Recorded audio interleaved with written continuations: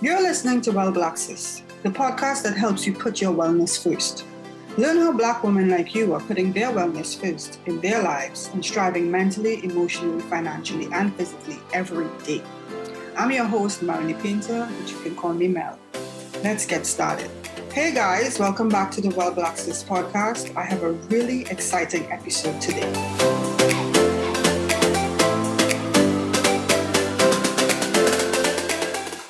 Hi guys, welcome back to the Well Black Sis podcast. We took about 2 weeks off just for some rest and relaxation, and we are happy to be back.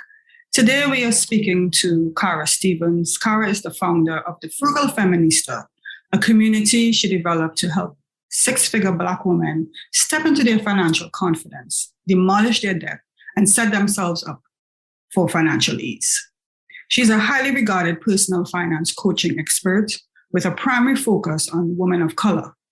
After struggling to claw her way out of student loans and consumer debt worth $65,000, she learned a lot. Not only that it was possible to eliminate financial debt, but that she also had some unhealthy beliefs about money, which I can say a lot of us do. Cara is the author of Heal Your Relationship with Money, a book with a 5-star rating on Amazon. Let's welcome Cara. Okay, Cara, welcome to the Well Black Sis podcast. I'm so happy to have you finally. You know, it's been long in coming. Yeah, likewise. Happy to be here. Okay, I want to jump into some rapid fire questions. That's what I kind of call it for the audience to get to know you a little bit. What's your favorite snack? It should be fast. Oreos, but the golden Oreos. Oh, okay. The Oreo thins, but the golden ones, not the black and white ones. Those are my favorite too. Preferred vacation spot, beach or city vibe? Beach. Wow. But not necessarily touching the water. I could be near it, okay, but there has to be shade because I don't like being hot. Okay. What? You're an island girl. What you mean? I know I like being hot like that. Unless I'm in the water, but I can't just be hot and sweating for no good reason. It just doesn't feel good. Okay. Pizza or pepper pot? Pepper pot, girl, come on. All right, got you. All right. So we want to jump right in. I got a lot of questions from our little community. Like, people are excited we finally have a financial person on. So I'm just like, let's get into it. Okay, so I want to start with your own story. Your story begins with being in debt, right? Mm-hmm. And somehow you relate your sense of self-worth to relationship with money. So I want to start by asking, how does our self-esteem factor into our relationship with money? Okay, so I want to talk about what it isn't first real quick. Okay. So how much money you have does not determine how you should feel about yourself. Just number one. And number two, say you're a business owner or you're working for yourself, you're a small business or you're an entrepreneur. Just because someone doesn't pay you the rate that you ask for does not mean that, number one, that number is your worth. That's the value that you're offering. Mm-hmm. And that you can necessarily have to take it personally if the person is saying you're not worth that. It could be their budget, could be a lot of other things. So I just want to separate those things.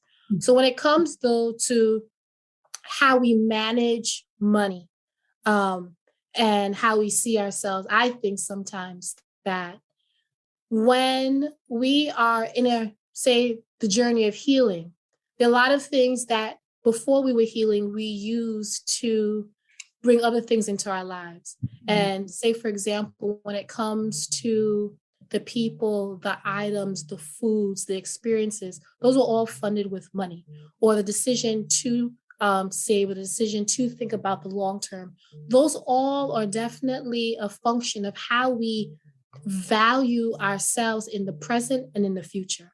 So the decision to budget regularly is a fundamental understanding that I know that I need to be able to take care of myself, to engage in self-care, to do the healing that I need. I need to do it now. I need to be able to do it next month and the month after that. And when it comes to things like longer term investments and retirement, I know that I am worth the investment. Now, there could be issues of not having enough money, which that's not a connection to how you understand money can support, how your understanding of yourself supports how you use your money and the decisions you make around money.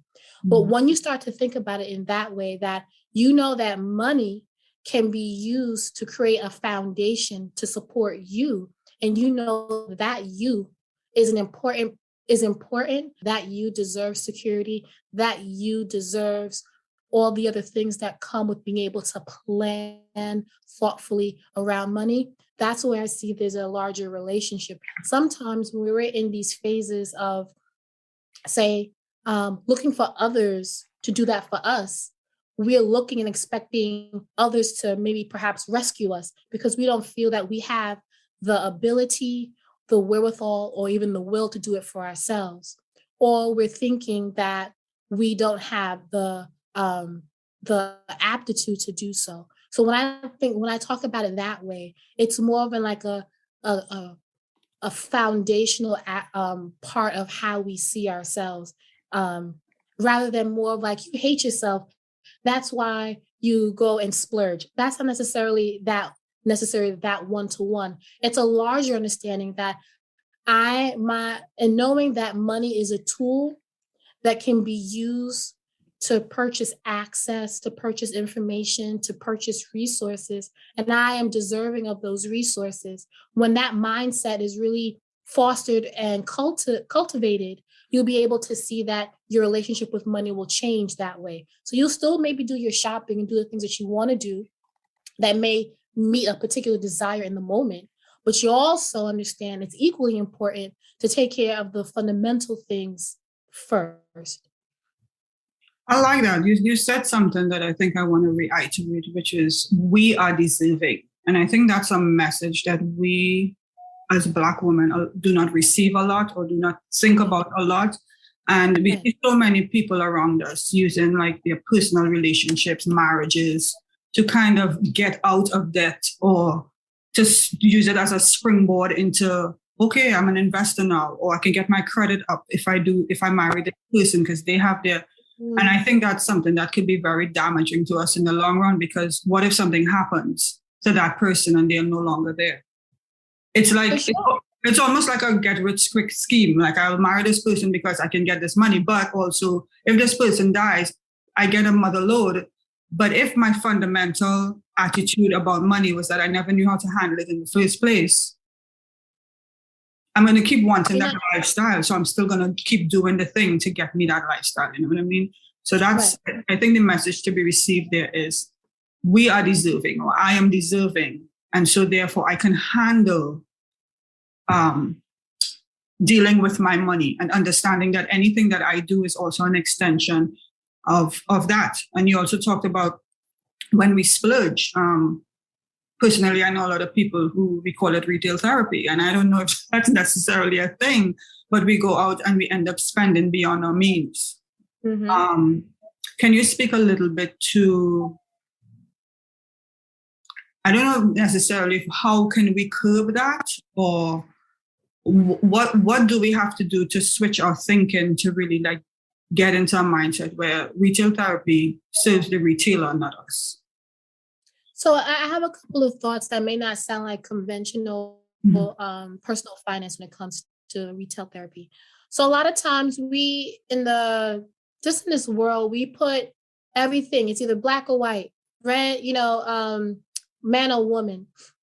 Everything is at odds. Mm-hmm. So needs and wants. Mm-hmm. Focus on your needs, not on your wants. But that makes you a boring person. That makes you an unfulfilled person. Right. Like I need to bathe, but I want to smell like flowers and, petals as a result of my body wash. So you're just going to have your just dry water and some soap, or you want to add some sauce and flavor to it. And I think that's where we need to have a conversation when it comes to like impulse purchases or just retail therapy in general. Retail therapy, guys, just for the bottom line, if you want to get to the end of the story, it's not a happy ending. You buy it, you see it, you buy it. And at the end of it, you get the immediate feeling of like, you felt good about the purchase. But I would love for you to track, and I've done this to myself, where I'm feeling kind of like in a funk, and let me go get me something. And I actually, and a side note, but it's also important, I actually put a little budget aside for like blowing money fund. So you put $50 a month, so your splurges don't put you into debt.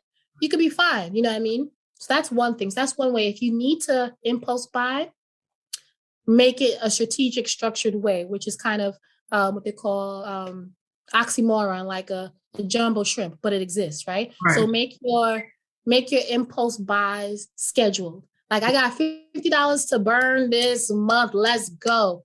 And then you feel good about it and you move on with your life. But what at the end of the retail therapy cycle is that what you end up having are the same feelings, Right. The same feeling that brought you there, the same feeling of perhaps anger or disappointment or anxiety or worry are the same things that are going to be there after you purchase the item.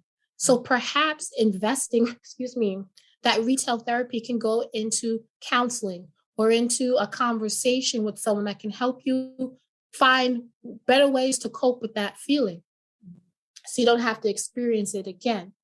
And so with retail therapy, you have to really think, especially if you're having it often, what's really at the root of it.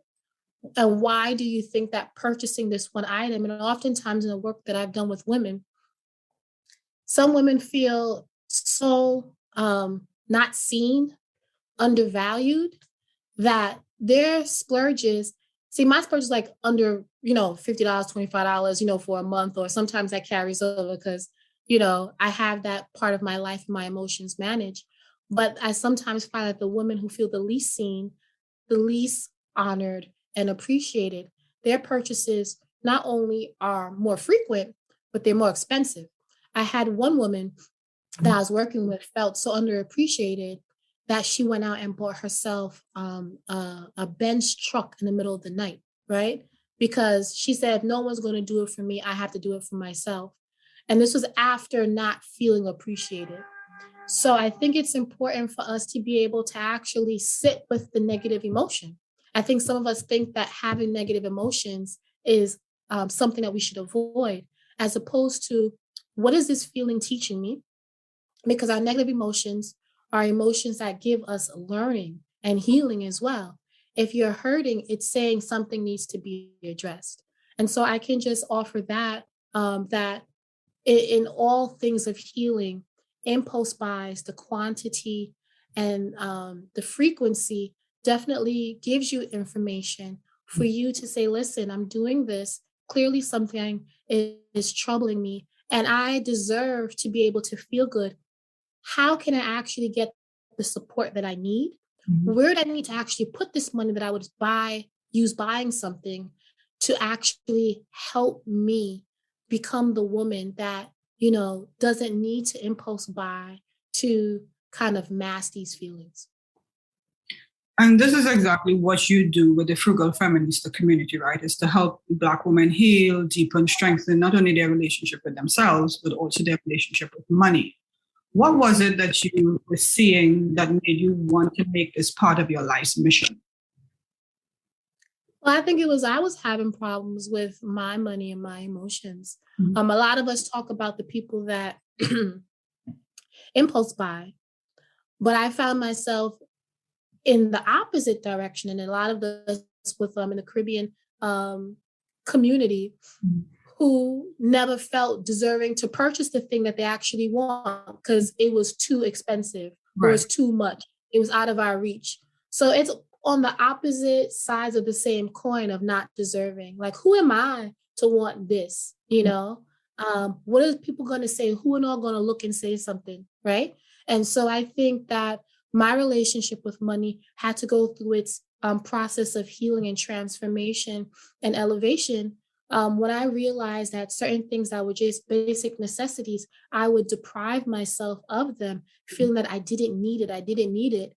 But it wasn't life. I had to realize life isn't just about needs, it's about wants. And those on the other sides, life is just not about wants, it's also about being able to meet your needs. And I think depending on the angle that you come from, you may realize that you're more than capable of honoring your wants. Now it's time to meet your needs. which is the retirement, the emergency fund, the investing and getting out of debt. And on the other hand, if you have all this money saved, but you ain't lived, then you are deserving to learn how to open your hand and live some life.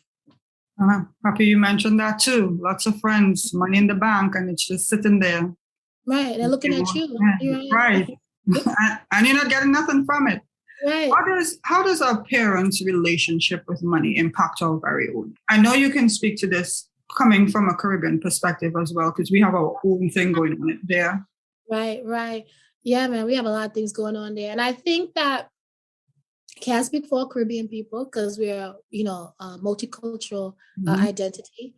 But as I would say, immigrants to other countries, we carry this belief of work hard, keep your nose down. You don't have second chances. And when it comes to money, it's better to save more, and everything else, your comfort is secondary, sacrifice is paramount, discipline is number one, and deprivation is just par for the course. It's necessary. It's almost like you have to suck salt in order for anything to be worthy of achievement. And that's not true. That's not true at all. Like, we don't have to struggle and grind for long periods of time in order to be able to gain something in return. There may be times that you have to make trade-offs, of course, but I think what ends up happening from our parents is that we don't know, we haven't set the target to be a fixed target, that this is what we consider to be the time where you can relax after you've met this milestone.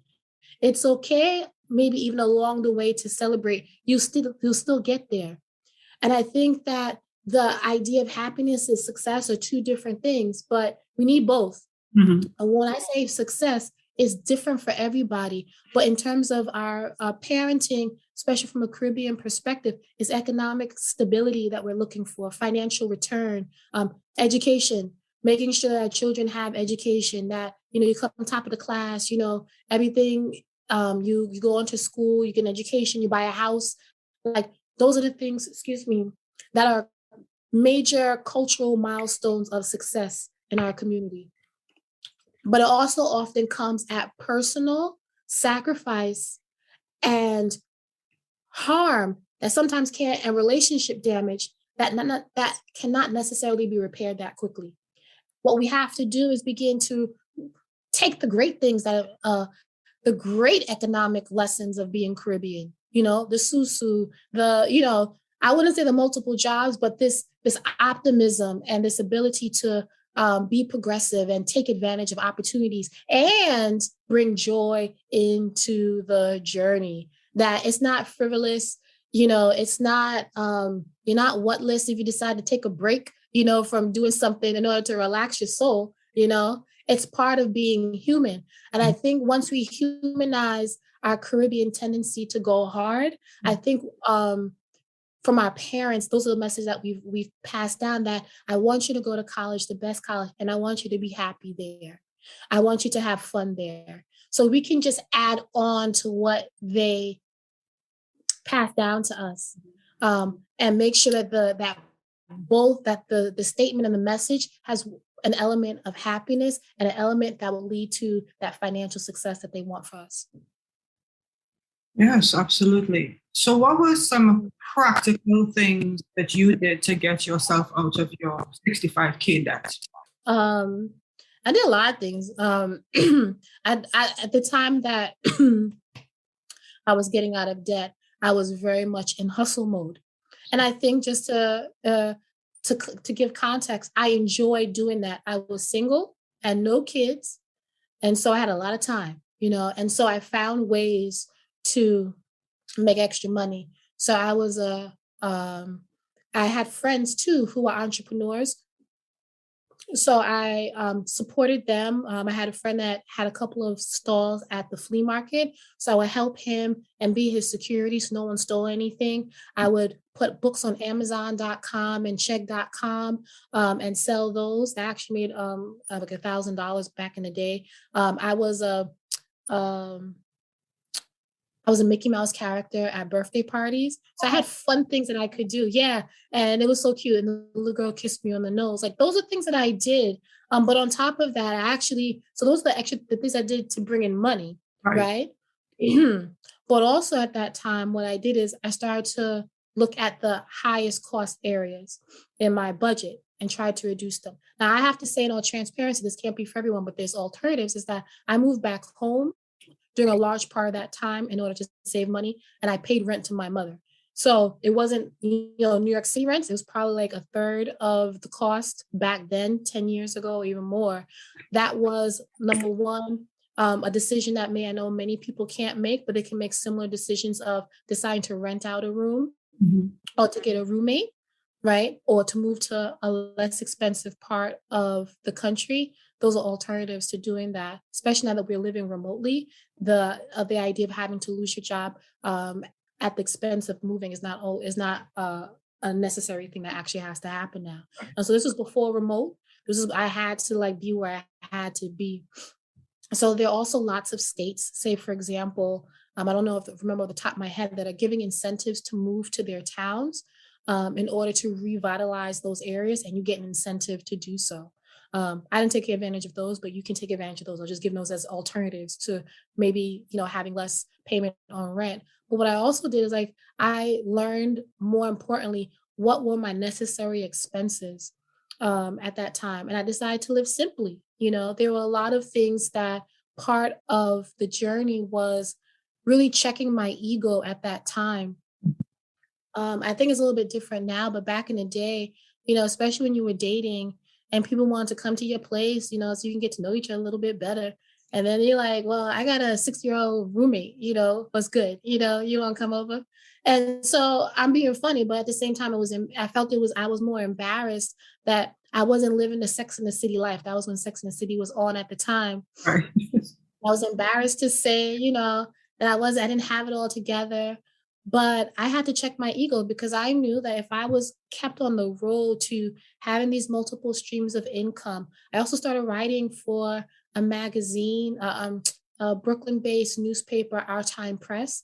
I was a classroom teacher, so I worked overtime, that as well. So I had at least 5 to 7 different gigs happening simultaneously. So I could actually save the majority, of my main check, perhaps live off the extra income, and then really get clear about the debt. But also part of the consumer debt too, was if you had rewards points, you could use some of the rewards points that you had for that debt to actually apply it to repaying the debt instead of getting like a plane ticket or something like that. And at the same time, that's what we're talking about. Even though fundamentally we all go through our different phases of healing, and we're talking about this idea of deserving. Even when I was a classroom teacher, I was still learning how to invest, even though I was in debt. So I was still growing my money. So at the point when, after I had 65K over 3 degrees, on the last 40K, which I got rid of in 2 years, I was able to take some of the money that I had invested and take like maybe 2 or 3 or 4,000 and then pay off some of the bigger debt like that. And so it's not just the little amounts that you get here from gigging. And it's not just the amounts you do from saving. It's also the amounts that you use from growing your money in these non-brokerage accounts that can help you when you're in a bind to pay off the last bits of the debt. So anything else moving forward is growing for you. It's a lot. How does your book, Heal Your Relationship with Money, help readers?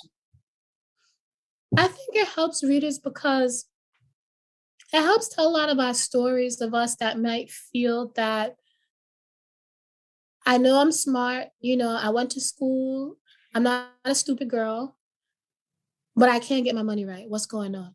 Right? I mean, I go to all the sites, I come to all the podcasts, I listen to Mel, but why can't I all of a sudden sit in front of a budget and get it right? Or if I get the budget right the first time, I don't stick with it to the end of the month. Why? Well, I think a lot of times it's because of how we feel our relationship with money. We have to address that first. So I think what the book does, it gives a language to those of us that are just like, I know that I should be doing better, but I don't know why I keep in this holding position right now. Like I start and I stop. Or I feel anxious, I don't want to start. I have a lot of anger with my parents. I don't know why all of a sudden. And so what it does, it helps you break down some of the reasons why you may have a range of emotions. Some of them may be positive, but they tend to be more on the anxious, out of control, not feeling like you can do it yourself level.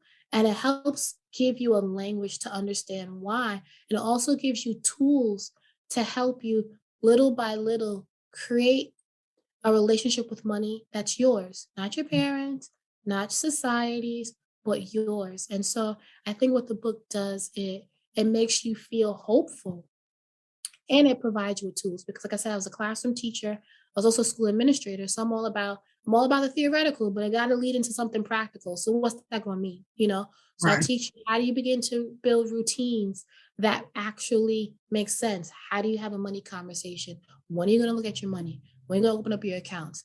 What are your triggers? How are you going to avoid them? You know what I mean? So you get to understand the why, but you also get to learn how to figure out your how in your own way. And you have a course that helps people with this attached to the book too? It's coming soon. It's coming. Yeah, so no, that's not true. I have one. It's not, I'll say, I have one. It's called Heal Your Relationship with Money.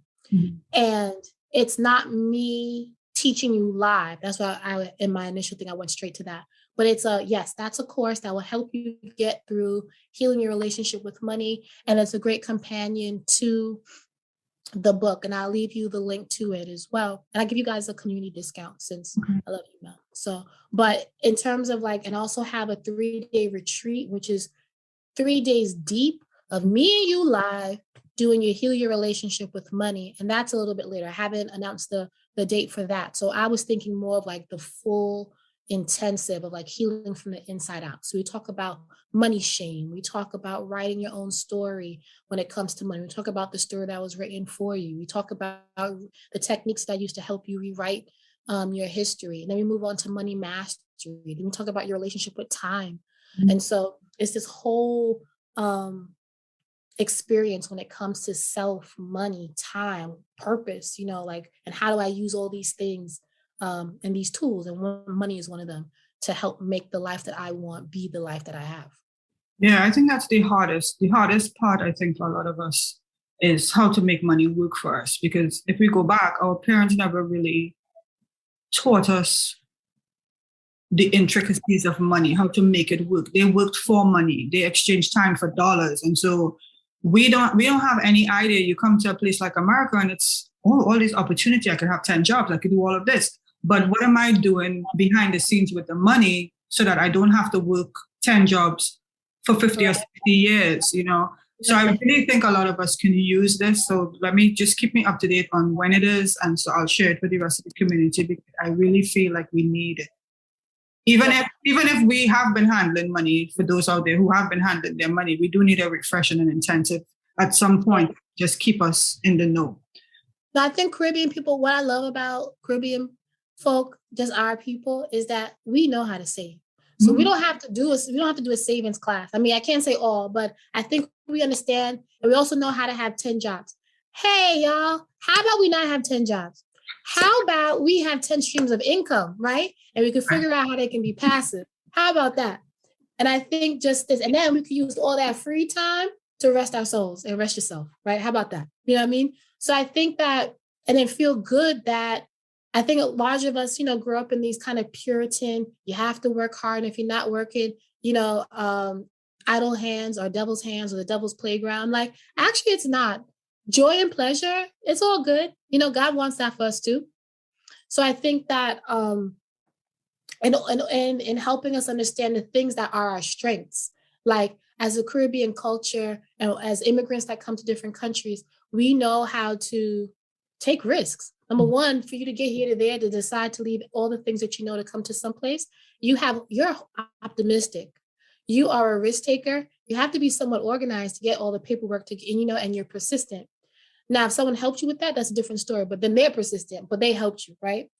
But then we have to be able to say when those skills are no longer the skills that are needed to get us to the next level. We don't disparage them. We don't say, I'm going to stop saving, that's stupid. Oh, no, that don't make no sense. You know what I'm saying? You're not going to stop all of a sudden being thoughtful about money just because you're at a different level. But we have to integrate that into a new set of skills. Okay, now that I've been able to quickly, with my susu, right? I've been able to do this susu rotation. Maybe I shouldn't save the money. Maybe if I'm feeling adventurous, let me take half the hand, maybe save it, but half the hand and maybe put it in an investment property. Let's see how that goes. Do you know what I'm saying? And then that's how you begin to take what is already working and make it work better so you can get to the next level. How does, so we're in a somewhat recession, pseudo recession, or we're going into recession. I don't really know what's going on, but what should we be paying attention to right now? Well, I don't think you should pay attention to your portfolio. You should not. That's what I'm saying. I think you should continue. Okay. I mean, in the sense of pulling money out, I think you should continue. The market goes up and down as it normally does, and the market adjusts. So if you think this is a sign that you should continue, you should stop or not even enter, this is when things are actually on sale. And as Caribbean folk, without being, corny or blanket, we love a good sale, right? Mm-hmm. So you want to buy your stocks now. So when they go up in a couple of years, you got them at the lowest price possible. So look at it as buying as a sale. So I wouldn't be looking at your portfolio. My mom sometimes, oh my God, Mel. My mom like, Cara, you know what's going on?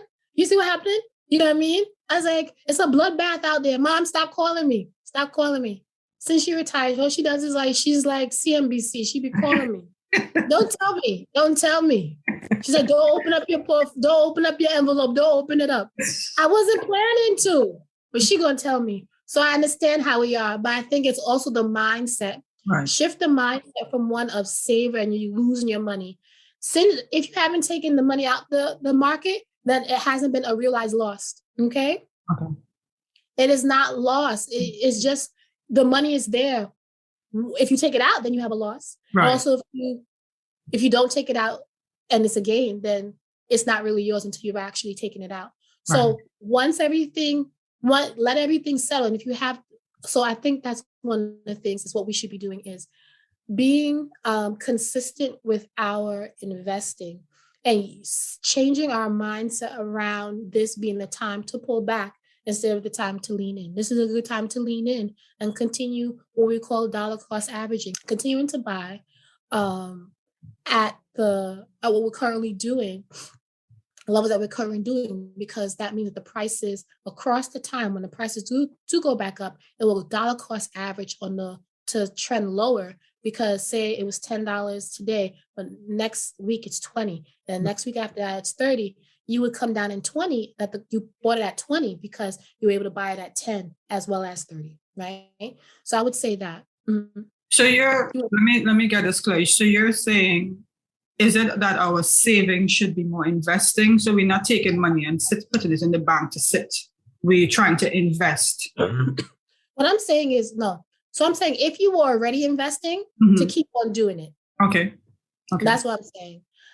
Now, in terms of making sure that the best place for your money may not necessarily be the bank with outside of your immediate needs, because we're hitting, they say 8.6, 11, sometimes they say 11% in terms of inflation. So if you're going to be continually putting money into your bank account, thinking with your 0.01% or at most something like 2% seems sexy for interest, you're not going to get the value of your money or the purchasing power of your money is going to erode. The best bet is to make sure that all of your needs are met. You have your emergency fund goals met, but then if you're investing, to continue to do so, don't take the money, as I'm saying, don't take investing money and put it towards savings, is what I'm saying. If you've been investing, continue to invest. If you have been saving, continue to save to meet your current new needs because of the increase in price, but don't over compensate for the inflation to the extent that you're putting more than necessary away because you're afraid that inflation is happening. But the response to inflation is not to put your money into something that's going to have it appreciate at 1 or 2%. It's to put it in a vehicle that's going to actually have it grow faster. Okay. All right. So we're going to jump into some rapid fire community questions. Okay. And thank you so much for all the advice that you've given. I'm sure once we listen to this, we're going to really get some good things to like go back to. And I have to say, let me just, before we jump into the questions, I have to say, I really like that you've been relating our self-care, our worth, and our healing, most of all, as Black women, to the way we relate to money, to our money, because I feel like we separate the two, and you've touched on that before, and we don't think that they come together. I've been recently reading this book by Dr. Christiane Northrup, and she really talks about healing holistically, but healing in the way we start to think. And I think sometimes money is not even in that equation because we think of it as side of us. But we need money to live. We need money to thrive. We need money all the time. And so I think it really has to come into a conversation of, if I am healing my body, I'm also healing my relationship with money, my relationship with people, my relationship with my space around me. And that has to be, absolutely. So thank you so much for sharing. So our first question from the community today is, how does someone recover from depleting their retirement income? Like over the course of time, they've just been taking money out to save themselves, moving, doing whatever they need to do. But how do they, I guess? So I would say, number one, stop dipping into your retirement. That's number one. So no, I'm being funny because I think sometimes the obvious is just not necessary. You got to stop. I don't know why retirement was also seen as the first. I'm not sure if this is the only source of income. So it's hard to give like a general answer without knowing all the details, but I would say, number one, stop digging yourself deeper. And then two, I would also look to see, depending especially on your age, how can you play catch up now, right? So because what's happening is that you can't take the loan out for retirement, right? So you're going to have to be able to self-fund your retirement. And so I would start thinking about what savings do you currently have that will help you begin to, if you have savings that's already available, how can you begin to expedite the process of replenishing that retirement? So speak to your HR person, increase your allocations. Number one, if you're over 50, you actually have some extra money that you can be added to your, whether it be a TDA or 401k or 403b, you are entitled to be able to play a little bit more catch up. The same thing with an IRA, the individual retirement accounts. Everyone has, I think for 2022 is 6,500. If you are 50 and you have to play catch up, you get a little extra more. You get a little bit more. So I would say, number one, exhaust those areas of traditional retirement to make sure that you can begin to accelerate to play catch up. Two, also number three, wherever we are, I would say you have to start getting very clear about, what money do you have coming in right now that can reduce your expenses? What can you, let's look straight at your budget or your income. Are you making enough money? Or is it that the lifestyle that you have has been keeping you from being able to save? So one or the other or both, then they're going to have to be things you're going to have to be able to make adjustments around. So now I would suggest is that perhaps selling things, whether that means if you have a home, like an asset like that you can sell and then live in a smaller place and put that money, the money after you purchase something new or smaller, perhaps in a different state, of a different size, that money can be actually used toward making sure that you'll be okay in the future. This is all I'm assuming if the person's closer to their age of retirement and doesn't have anything. I would also say increasing your income streams. So depending on what your skill set is, depending on your skill set and your interest, you may, be just a stone's throw away from having your first 4-figure month. You may have your first $1,000, depending on what it is that you can do and like to do, and people are willing to pay you to do. So I don't think it's a cause for catastrophe ultimately, but it is a cause for concern now if you're saying you've depleted your retirement. I don't know how much was there, but I would look to at least begin to, just as a recap, 1, stop, touching it. 2, speak to your HR person to figure out how can you begin to play catch up, what that would mean, increasing your allocations, and also increasing your allocations with your IRA as well. If you don't have one, open it up. And then if you're over 50, take advantage of the opportunities to increase it. The other side is that you'll have to decrease your expenses, finding things like in your budget that you can either reduce or eliminate. But then the funny thing about that is that you should automate those extra savings either into a non-brokerage investment account, one that you can open up online that has nothing to do with retirement, but will grow your money. So it'll have your money work for you. It'll increase the amount that you have without you having to put time in for the money. And then 4, increase your streams of income. If you have an entrepreneurial spirit, or even if you don't, out of necessity, sometimes that becomes it. It doesn't have to be forever, but until you set like a particular amount of money that you want, if you say you want to have $20,000 by a certain amount of time, then you can figure out what can you do that could generate $20K maybe over 5 years, so it doesn't have to be something that has to be right away, but you know what your goal is. And then I think the 4th thing or the 5th thing is to get clear about lifestyle adjustments that you have to make. Mm-hmm. Would you have to, move someplace else, move to a smaller place, move to a different state, move back home? Will it be cheaper back home? Because sometimes it may not necessarily be cheaper, and another thing is like your connections, like what relationships do you have where possibly you can negotiate a higher paying salary or change positions for a higher salary. And then working from home also allows that, sometimes depending on the company, they don't really care where you live. It's not commiserate with where your location is, just the value brought from the position it has. So you can have like a high paying job in a low cost to live state, and that can actually offset the time it takes to replenish your retirement. So a lot to consider, but it is doable. It is very doable. Mm-hmm. Thank you for that. So we have a question from one of our Gen members. What financial advice do you wish someone gave you when you were 20 years old?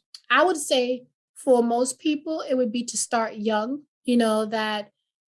start saving for retirement as soon as possible. Mm. I mean, I heard that too.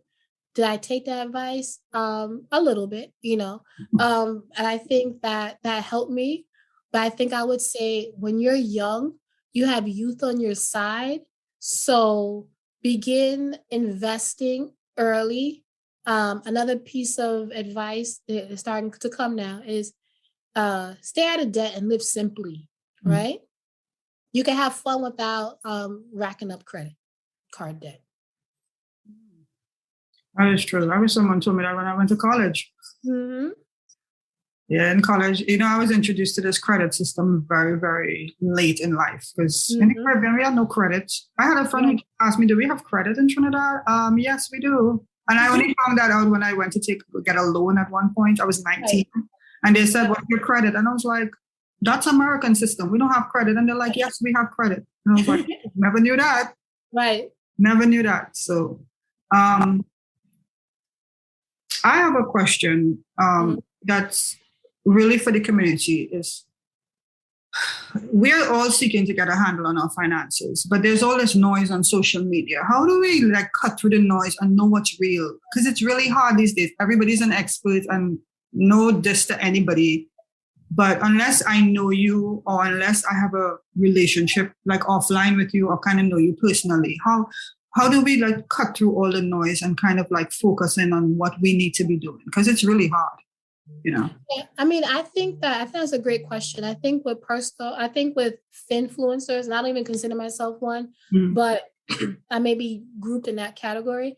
I would be very discerning if I think you need to curate who you follow, number one, right? And if you notice that there's a push to sell a lifestyle and then sell a product right after that, that may let you know that might not be a trustworthy person, right? So if they're trying to show, look what I did, and I can share how I did it for $1,900 or something like that, then I would definitely put a question mark on that. And I would say that you have to, what they call in the education world, triangulate my data. Social media is not the first place I will go to for personal finance advice if I want someone to actually support me. So you may love me, Mel, right? But in things I say, I would say, you need to talk to, I have a financial advisor, so you need to get a team. So you may have your favorite influencer who has really good ideas that really speak to like healing your relationship with money. But then you also need to have an accountant, right? So you need to find someone who is a reputable accountant.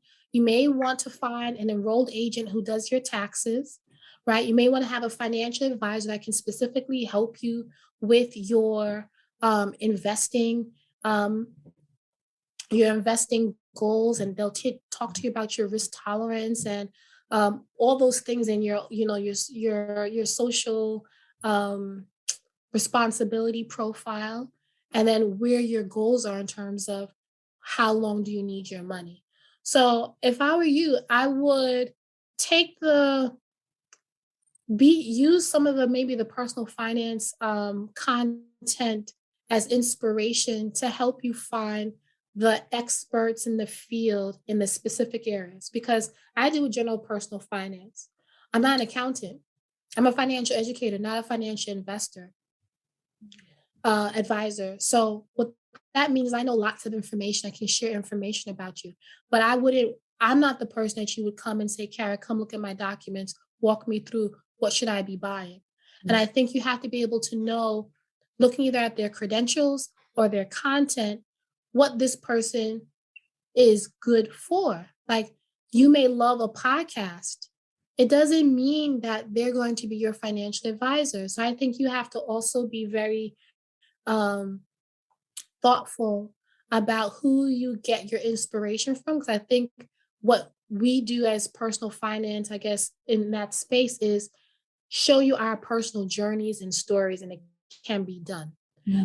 And then we're the responsible ones of us. We may offer courses on things that we've done well, that we've become an expert on. But then those of us that are equally responsible may say, here, but you may need to contact a financial advisor that you trust, or talk to your community and your network to find an accountant that works, for you. Speak to your HR person about what your company's specific retirement options are. Should we also be curating our circle of friends at some point? For sure. I mean, I think that, listen, I know there was a phase I was going through when I wanted to buy, I was giving myself, learning to give myself permission to buy things that I wanted, because I came from the other side of financial hoarding. So I would call my friend that always bought things over $500 for no good reason. I said, sis, should I buy this? She's like, yes. Next question. But would I go to her? I'm like, listen, I'm trying to save for a house, but I also want to go to Cabo. What do you think she's going to say? Go to Cabo. Right. You don't call her. Right. What you call. So I'm saying is you can curate for your, I would be one of those friends that'd be like, let's make a plan. Let's figure out how we can do it at the same time. What's most important? Let's prioritize. But then you want the friend that's going to be like, let's turn up.